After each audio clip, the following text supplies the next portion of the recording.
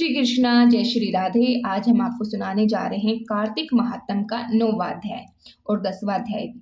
अगर इससे पहले के अध्याय आपने नहीं सुने हैं तो आपको हमारे चैनल पे सारे अध्याय मिल जाएंगे, वो भी आप जरूर सुनिएगा, क्योंकि कार्तिक मास में कार्तिक अध्याय सुनने मात्र से ही आपको पुण्य फल की प्राप्ति होती है। तो चलिए शुरू करते हैं। राजा पृथु बोले, हे श्रेष्ठ मुनि नारद जी, आपने कार्तिक मास के व्रत में जो तुलसी की जड़ में भगवान विष्णु का निवास बताकर उस स्थान की मिट्टी की पूजन करना बतलाया है, अतः मैं श्री तुलसी जी के महात्म को सुनना चाहता हूँ। तुलसी कहाँ है और कैसे उत्पन्न हुई है, बताने की कृपा करें। नारद जी ने कहा, राजन, आप सावधान होकर तुलसी जी के महात्म तथा उनके जन्म का प्राचीन इतिहास सुनिए। एक समय जब देवगुरु बृहस्पति और देवराज इंद्र कैलाश पर्वत पर शंकर जी का दर्शन करने गए तो भगवान शंकर ने अपने भक्ति की परीक्षा ली।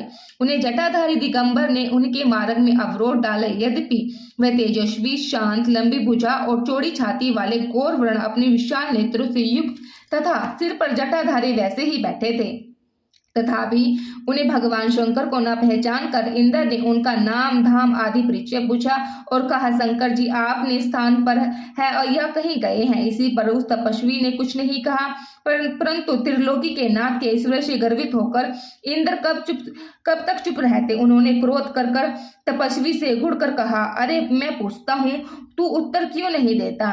मैं अभी तुझसे वर्ज मारता हूँ, फिर देखता हूँ तुझे दुर्गम गति की रक्षा कौन करता है। ऐसे क्रुद्ध हो इंद्र ने जो ही उस दिगंबर को मारने के लिए हाथ में वज्र लिया तो ही भगवान शंकर ने वज्र सहित इंद्र का हाथ खत्म कर दिया और विकराल नेत्र कर भगवान शंकर ने उसे देखा तो ही ऐसे विदित हुआ मानो वह दिगंबर प्रज्वलित हो उठा हो और तेज से जला दिया।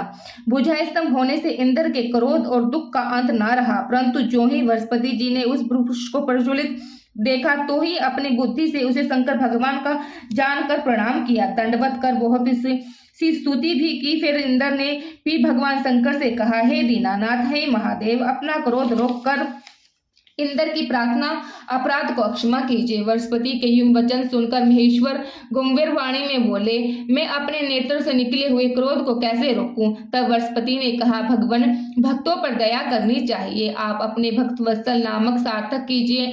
आप अपने इस तेज को कहीं और स्थापित कर इंद्र का उद्धार कीजिए। तब भगवान शंकर ने गुरु बृहस्पति से कहा, तुम्हारी स्तुति से प्रसन्न हूँ, जो तुम्हें इंद्र को जीवन दान दिलवाया है। मैं विश्वास करता हूँ कि मेरे नेत्रों की अग्नि अब इंद्र को पीड़ित नहीं करेगी।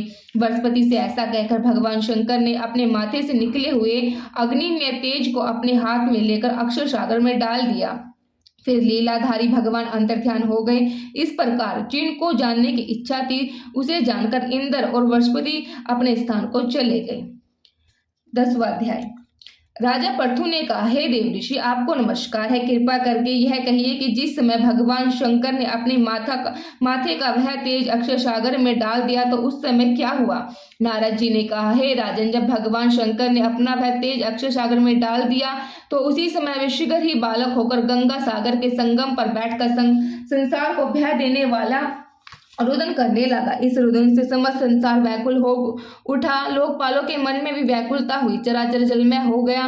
शंकर सुवन के रुदन से ब्रह्मांड व्याकुल हो गए। समस्त देवता ऋषि मुनि व्याकुल होकर लोक पितामह श्री ब्रह्मा जी की शरण में गए।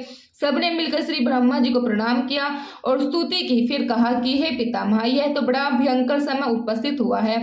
हे महायोगिनी, इसका नाश कीजिए। तब देवताओं की ऐसी बात सुनकर श्री ब्रह्मा जी सत्य लोक से उतर कर उस बालक को देखने के लिए समुद्र तट पर आए। समुद्र ने ब्रह्मा जी को आता देखकर प्रणाम किया और बालक को उठाकर उनकी गोद में दे दिया।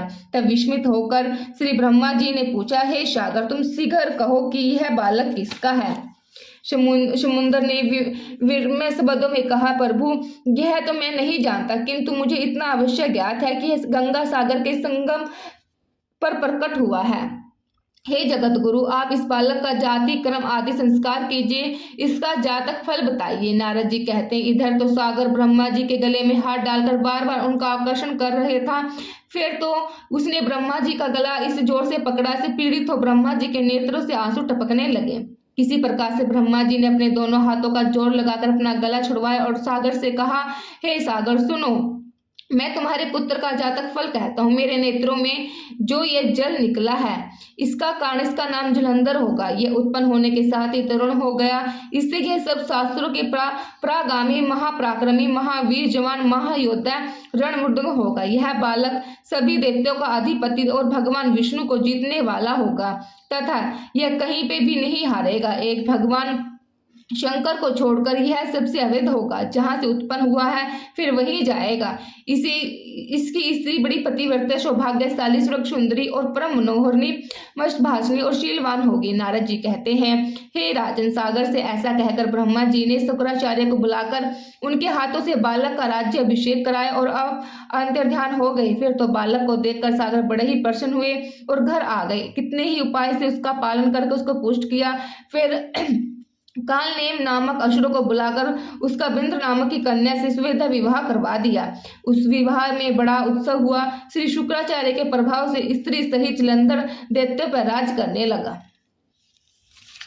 जय श्री कृष्ण, जय श्री राधे।